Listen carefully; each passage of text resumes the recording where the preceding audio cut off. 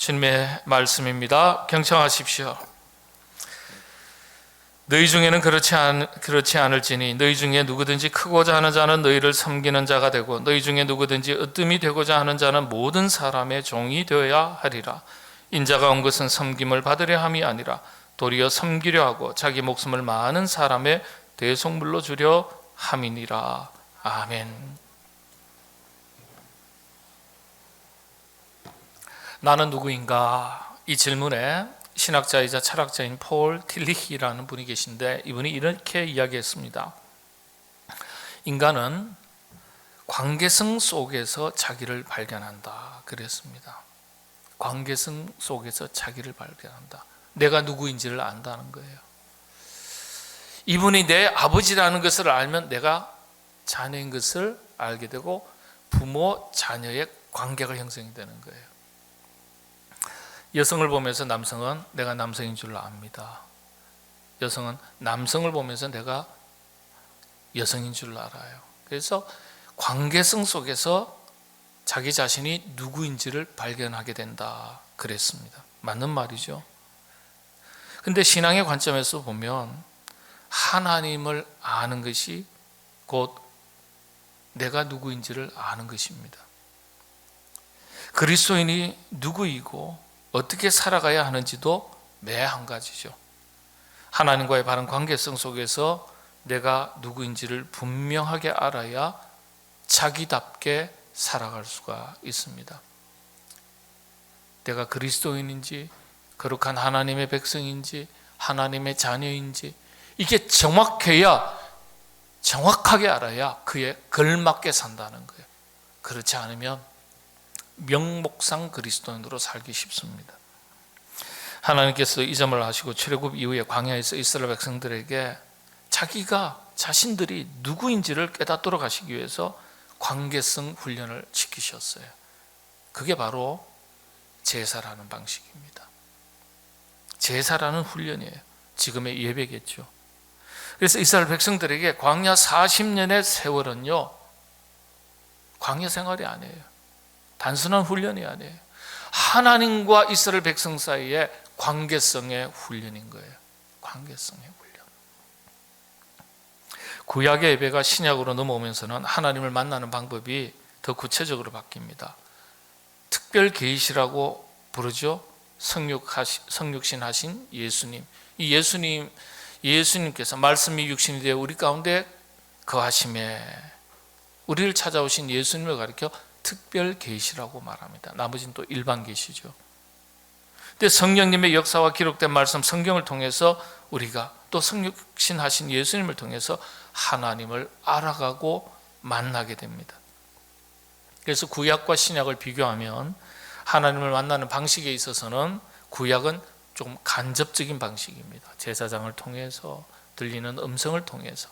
그런데 신약은 보다 직접적인 방식이에요. 예수님을 만났습니다. 구약시대에는 율법, 기록된 말씀이 없어요. 제사장이 일러주는 것밖에 없어요. 근데 신약시대부터는 어떻게 되는 거죠? 직접적으로 기록된 말씀을 통해서 우리가 하나님을 만나게 되는 겁니다. 이런 관계성이라는 관점에서 종교개혁자 루터는 성경 자체가 전체가 다 그렇습니다만 이 예배가 그토록 중요하기 때문에 예배의 가르침, 핵심이 되는 레위기를 콕 집어서 하나님을 알아가는 교과서다 이렇게 평가했습니다. 하나님을 알아가는 교과서. 구약의 제사, 신약의 예배가 하나님을 알아가고 나를 알아가는 교과서라고 말씀을 드린다면 이 교과서를 통해서 하나님은 우리에게 뭘 가르쳐 주시려고 하는가? 무엇을 보여주시려고 하는가? 여러분, 우리가 공부할 때 공부 잘하는 애들이 공통점이 뭐라 그러죠? 교과서만 가지고 공부했어요. 그러지 교과서에 충실했어요. 그러지 않습니까? 주변에 못 보셨어요? 이게 참 신기해요.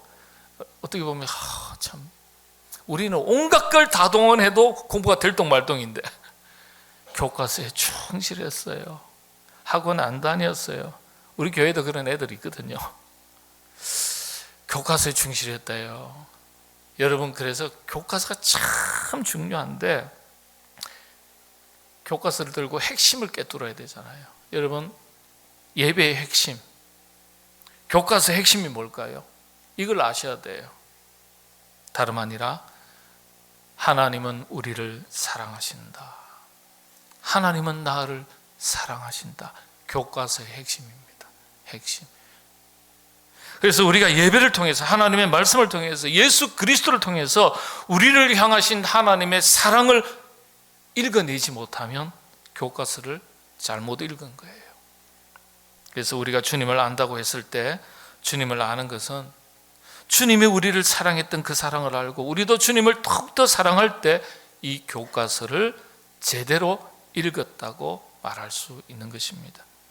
오늘은 대림절 첫 번째 주일입니다. 대림절은 우리를 향하신 하나님의 사랑을 확인하는 절기죠. 2000년 전에 이 땅에 오신 예수님이 아니라 날마다 우리 가운데 찾아오시고 함께 하시고 동행하시는 예수님을 깊이 만나는 절기가 바로 성탄의 절기입니다. 우리가 기록된 말씀을 통해서 묵상하면서도 우리는 우리 가슴에 또다시 성령님의 임재 가운데 예수 그리스도 주님을 만날 수 있어야 됩니다. 종교개혁자 루터는요, 그래서 이렇게 평가를 했습니다. 성경 어느 부분을 읽어도 아기 예수가 누워있다. 참 좋은 표현이에요. 성경 어느 부분을 읽어도 예수님이 계신다 이렇게 표현하지 않고 아기 예수가 누워있다 이렇게 했어요. 그래서 성경은 아기 예수가 누워있는 구유다 이렇게 이야기했습니다. 루터가 참 뛰어난 이야기를 한 거예요. 성경 속에 예수님이 누워 계신다. 그래서 성경 66권 모든 장에서 예수님을 만날 수 있어야 합니다. 대림절은 특별히 바로 이런 절기입니다. 주님이 땅에 오신 성탄의 절기 가운데 여러분들 주님을 더 깊이 만나시고 경험하시는 은혜가 여러분들에게 있으시기를 바랍니다. 성탄절을 이렇게 요약하는 신학자들이 있습니다. 예수님을 기다렸다, 찾아오셨다, 찾아오신 예수님을 담는다, 그 예수님을 전한다. 네 가지 용어로 설명을 합니다. 기다렸다, 찾아오셨다, 담는다, 전한다. 아주 간단하지만은 구원에 관한 신앙세계 전체를 압축해서 요약한 것이라고 하겠습니다. 또 다르게 요약하기도 하는데요. 다분히 신학적인, 학문적인 표현입니다. 어떻게 표현할까요? 우리 가운데 오셨다, 십자가를 지셨다, 부활하셨다, 다시 오실 것이다. 이 성경의 기독교 사상의 모든 내용을 딱 네 가지로 정리하면 이 네 가지입니다. 이 틀을 벗어나는 게 아무것도 없어요. 그래서 신학적인 딱딱한 용어지만은 이렇게 표현합니다. 성육신 사건, 십자가 사건, 부활 사건, 재림 사건입니다. 이 네 가지에 대해서 이해를 정확하게 하시면 하나님의 세계에 대해서, 전체 신앙의 세계에 대해서 기둥이 딱 자리 잡는 겁니다. 너무너무 중요한 거예요. 제가 왜 이렇게 표현을 드리냐면은 우리가요, 하나님의 말씀을 알아가면 알아갈수록 누구를 발견한다 그랬어요? 하나님을 발견하는 것도 맞지만 누구를 발견한다는 거예요? 나를 알아가는 거예요. 나를. 나 자신을 알게 되는 거예요. 내가 누구인지, 내가 어떻게 살아야 되는지 아는 거예요. 그거 모르면 인간이 드러나는 거예요. 내 속에 예수 그리스도가 사는 것이 아니라 명목상 그리스도인으로 살지 내 안에는 예수가 없는 거예요. 아는 게 없는데, 잘못 아는데 어떻게 우리가 그리스도인으로 살겠습니까? 이게 아닌 거예요. 그래서 이 중에 이 땅에 오신 성탄의 절기, 성육신 사건에 대해서 간단하게 살펴보겠습니다. 신약 성경 중에 예수님의 일대기를 기록한 성경이 이제 복음서죠. 복음서인데 마태, 마가, 누가, 요한복음서죠. 사복음서라 그럽니다. 이 중에서도 마태, 마가, 누가 복음을 공관복음이라고 말합니다. 공통된 관점에서 기록된 말씀이다. 그래서 내용이 막 중복이 됩니다. 자세히 들여다보면 서로 차이가 있지만은 비슷비슷해요. 근데 예수님을 설명할 때도 비슷하지만은 이미지가 확실하게 달라요. 이 세 성경이, 마태, 마가, 누가복음이. 그리고 요한복음도 아예 다릅니다. 차원이. 왜 이미지가 중요하냐? 참 중요해요. 예수님께서 이 땅에 오셨고 우리가 예수님을 만났을 때 우리가 만난 예수님의 이미지가 중요합니다. 왜냐하면 그 이미지 자체가 메시지예요. 교훈이기 때문에. 우리가 사람도 이미지 참 중요하잖아요. 다 보니까 인상이 너무 좋아요. 예. 인상이 너무 좋은데 만나니까, 사귀어 보니까, 대화해 보니까 더 좋아. 이런 분 여러분 많이 만나시게 되기를 바랍니다.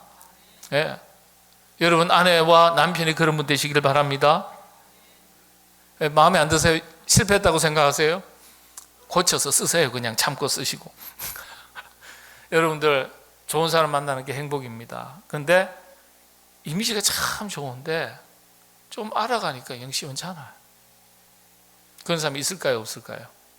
있어요. 많이 없으시기를 바랍니다. 많이 없으시기를. 많이 있는가 보네요.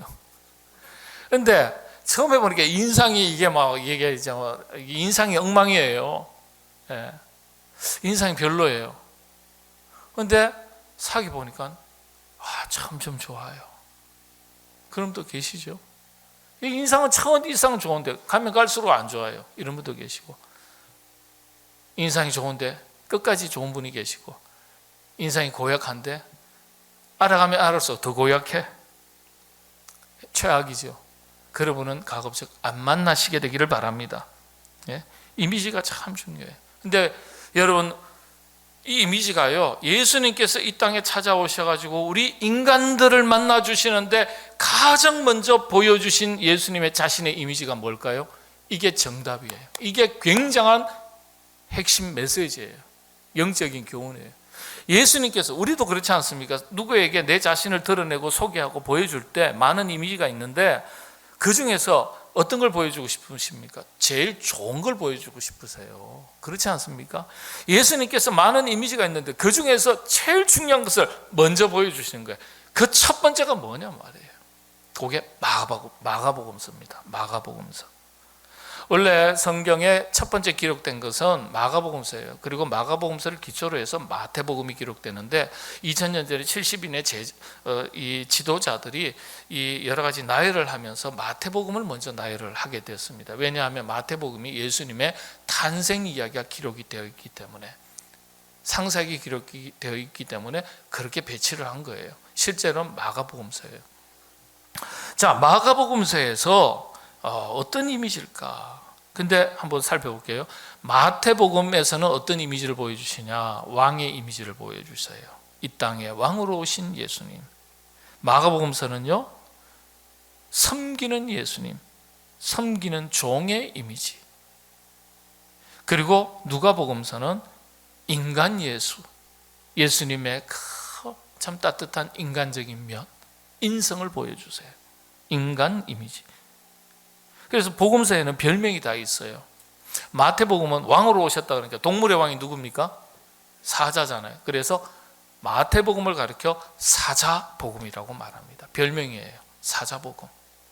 그러면 마가복음은 종의 이미지니까, 지금은 뭐 농사 문화가 별로 없습니다만 우리 도시에서 사시는 분들은 시골에 가면은, 예전에는요, 경운기 트랙터 대신에 누가 이 밭갑니까? 그렇죠, 소죠. 그래서 마가복음을 가리켜 송아지 복음이다 이렇게 말합니다. 그렇게 별명이 붙어 있어요. 그럼 누가복음은요, 인간 예수, 따뜻한 인간, 인정이 넘치는 예수님, 그 모습을, 이미지를 보여줬으니까 인자복음, 사람의 아들 복음, 이렇게 인자복음이라고 별명이 붙어 있습니다.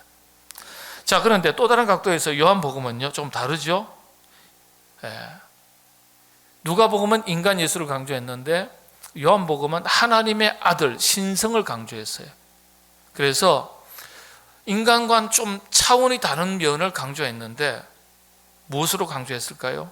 부활의 능력, 영적인 면, 뭐 이런 것들을 강조하다 보니까, 여러분들 새가 날아가면요, 우리가 사람이 하늘을 날 수 있습니까? 없습니까? 날 수가 없어요.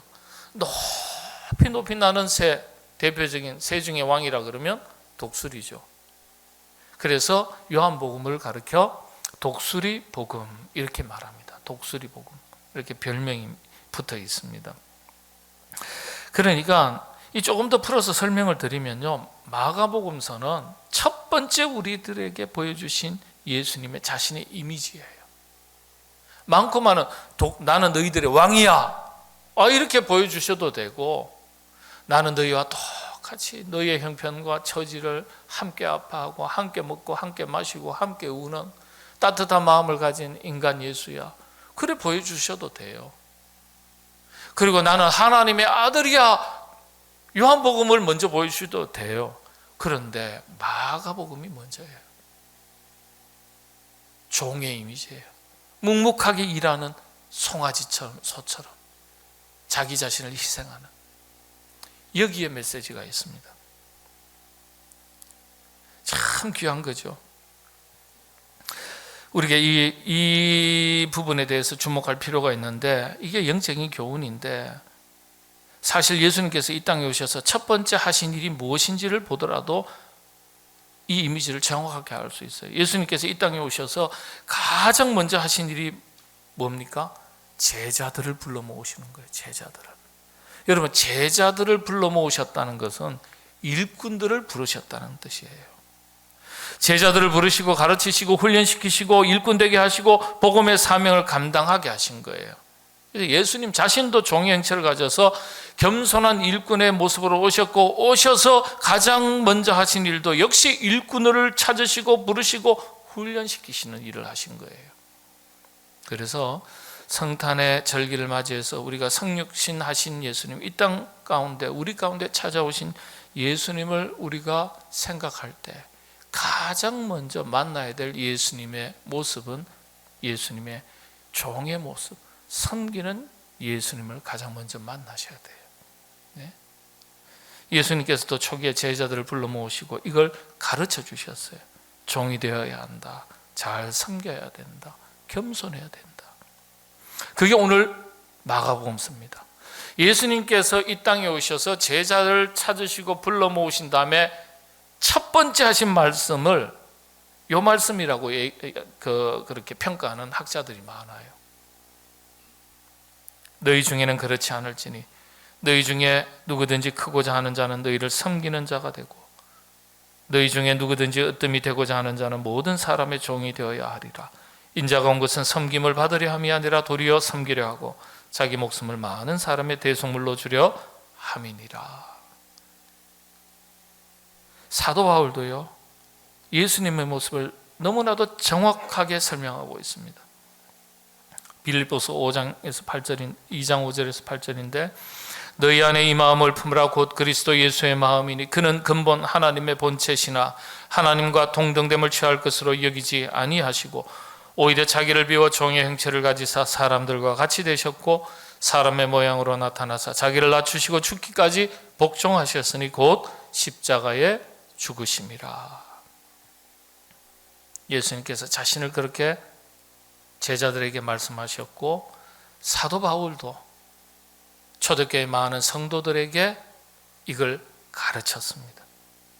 그래서 이 성탄의 절기에 성육신 하신 예수님의 모습을 생각하면서 우리 자신을 말씀으로 비춰볼 때 예수님처럼 우리도 그런 섬기는 종의 모습, 겸손히 섬기는 일꾼으로 살아가고 있는지 우리 자신을 돌아볼 수 있어야 하겠습니다.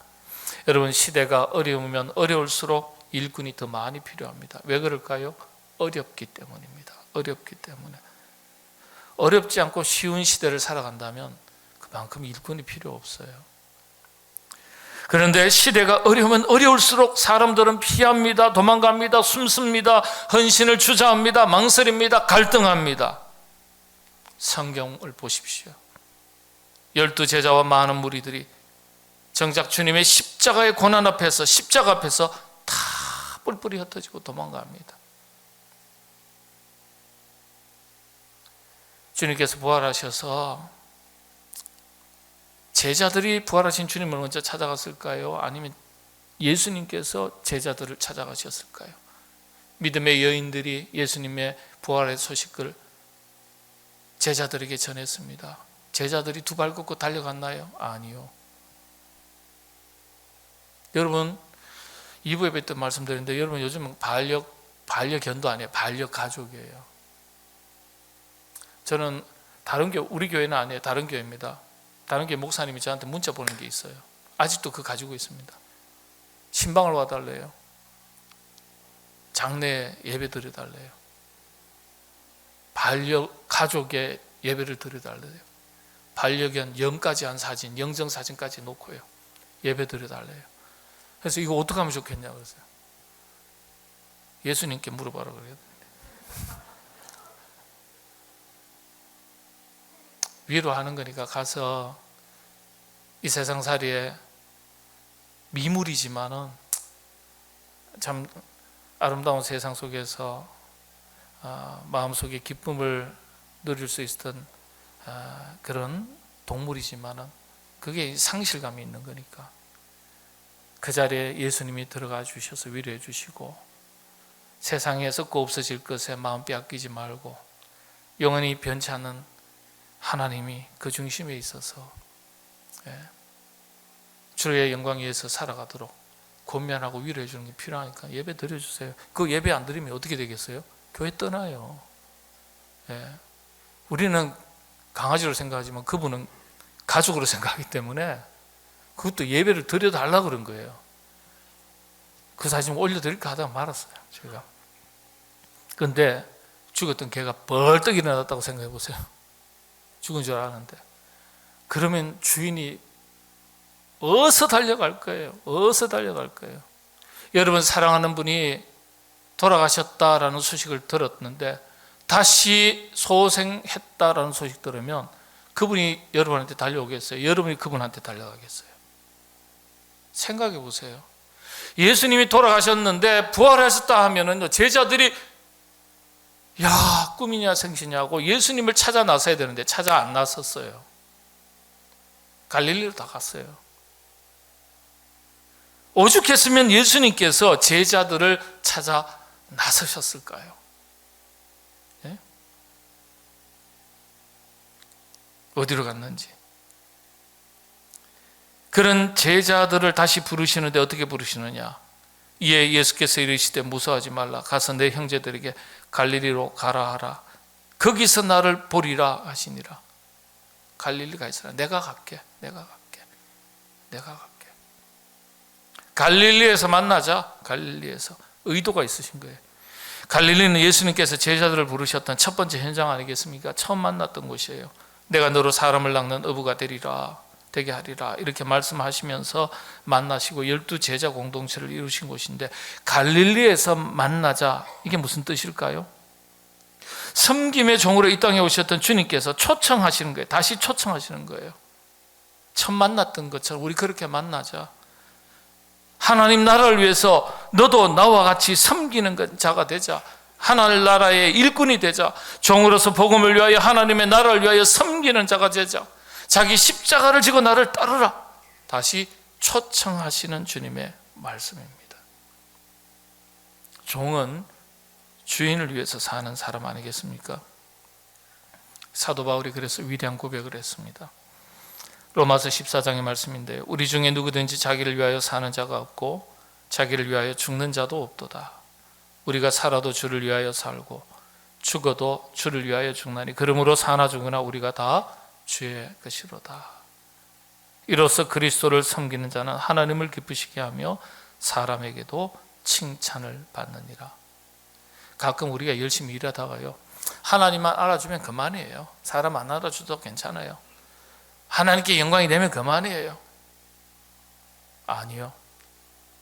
사람에게도 칭찬받고 하나님께도 칭찬받아야 돼요. 왜 그런지 아세요? 교회는 그리스도의 몸된 교회입니다. 저와 여러분은 그리스도의 몸된 교회의 지체입니다. 지체는 자기 몸의 기쁨이 돼야 돼요. 지체는 자기 몸의 기쁨이 돼야 돼요. 그러니까 저와 여러분 우리 성도들에게도 기쁨이 되지만 사람에게도 기쁨이 될 뿐만 아니라 하나님께도 그리스도의 몸에게도 기쁨이 돼야 되는 거예요. 사람에게도 칭찬받아야 돼요. 하나님께도 칭찬받아야 돼요. 교회가 그래서 세상에서도 칭찬받아야 돼요. 아이고 저 사람이 무슨 교회 다니냐, 그러면 안 돼요. 교회 다니는 사람은 교회 다니는 티가 나야 돼요. 예? 선한 영향력을 미쳐야 돼요. 교회 안에서만 그리스도인으로 살아가면 교회 안에 갇히는 거예요. 세상이 열려 있어야 돼요.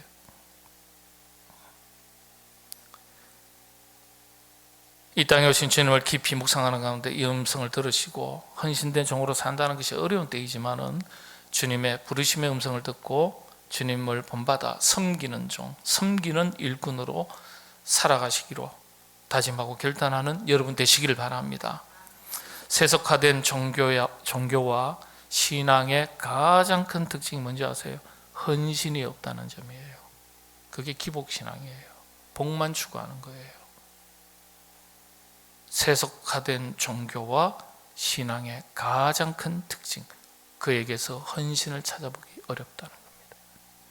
오늘 우리 시대가 그런 시대가 되었습니다.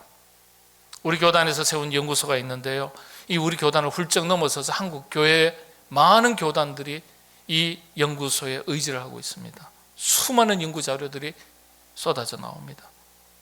2주가 안 됐는데요, 목회 데이터 연구소 최근 조사에 따르면 구원의 확신이 없는 그리스도인이 49%입니다. 그런데 이건 한국 교회가 코로나를 거치면서 30%가 완전히 교회를 떠났어요. 정도의 차이가 있지만 30%가 떠났는데 그분들이 포함된다면, 다른 교회 간 게 아니에요. 아예 교회를 안 나와요. 떠나버렸어요. 근데 30%가 포함된다고 했을 때는 60에서 70%가 구원의 확신이 없습니다. 충격적인 결과예요. 더 놀라지 마십시오. 이 중에서 60%가 타 종교에도 구원의 길이 있다고 믿는다. 스스로 본인들이 답을 했어요. 49% 중에 절반이었는데요, 나머지 떠나간 30%를 합하니까 60% 가까이 돼요. 예. 50에서 60%가 교회가 아니라 다른 종교에도 구원의 길이 있다고 믿으면서 교회를 출석한다는 거예요. 인터넷 가서 찾아보십시오. 나옵니다. 제가 오늘 밑줄 하나하나 캡처해서 쳐서 내가 보여드릴까 하다가 뭐 이런 것까지 하나, 그래서 제가 안 했습니다. 이 외에도요, 충격적인 결과가 많습니다. 명목상 그리스도인들이 60-70%인 거예요. 그냥 교회 한번 나가보자. 물론 여러분, 오늘 예배드리는 이 가운데서도 여기 해당되는 분들이 계실 거예요. 그게 선과 악의 문제는 아니에요. 뭐 틀렸다 잘못됐다라는 문제는 아니에요. 물론 구원의 확신이 자리 잡기까지는요 시간이 걸리지 않겠습니까? 예수님 믿는 분이 이제 제대로 신앙생활을 해보려는 분이 이게 어떻게 갑자기 구원의 확신이 생길 수 있겠어요? 그런데 10년, 20년, 30년 다녀도 명목상 그리스도인이에요. 그건 문제가 있다는 거예요. 문제가 있어요. 구원의 확신을 위해서는 하나님을 알아가는 시간이 필요해요. 알아가려는 노력이 필요해요. 하나님의 말씀을 배우고 알아가는 동안에 구원의 확신이 자리 잡는 거예요. 예? 여러분들 10년 가운데 구원의 확신이 분명하게 자리 잡게 되시기를 바랍니다. 더 나아가서 예수 그리스도 주님을 본받아 하나님의 일꾼으로서 아름다운 섬김의 본을 보이는 헌신된 일꾼들이 되시기를 바랍니다. 섬기는 종에게 요구되는 3가지가 있습니다. 꼭 기억하시기 바랍니다. 순종, 겸손, 그리고 인내입니다. 순종, 충성이겠죠. 겸손은 자기를 죽이는 연습이에요. 그리고 종으로 수고의 땀을 흘릴 때 견디는 인내가 필요한 거예요. 헌신된 일꾼, 섬기는 종에게 요구되는 3가지, 순종과 겸손과 그리고 인내라고 말합니다. 주님께서 우리에게 가르쳐 주신 내용입니다. 여러분들 이 땅에 찾아오신 주님 성탄의 절기를 맞이해서 가장 먼저 섬김의 모습을 보여주신 주님을 본받아 여러분들 그렇게 주님을 닮아가는 여러분 다 되시기를 바랍니다. 기도하겠습니다. 주님 이 땅에 오신 성탄의 절기에 섬김의 종으로 가장 먼저 우리에게 그 모습을 보여주셨으니 저희도 주님을 본받아 섬기는 일꾼, 순종과 겸손과 인내를 갖춘 헌신된 일꾼으로 살아가게 하여 주시옵소서. 예수님의 이름으로 기도하옵나이다. 아멘.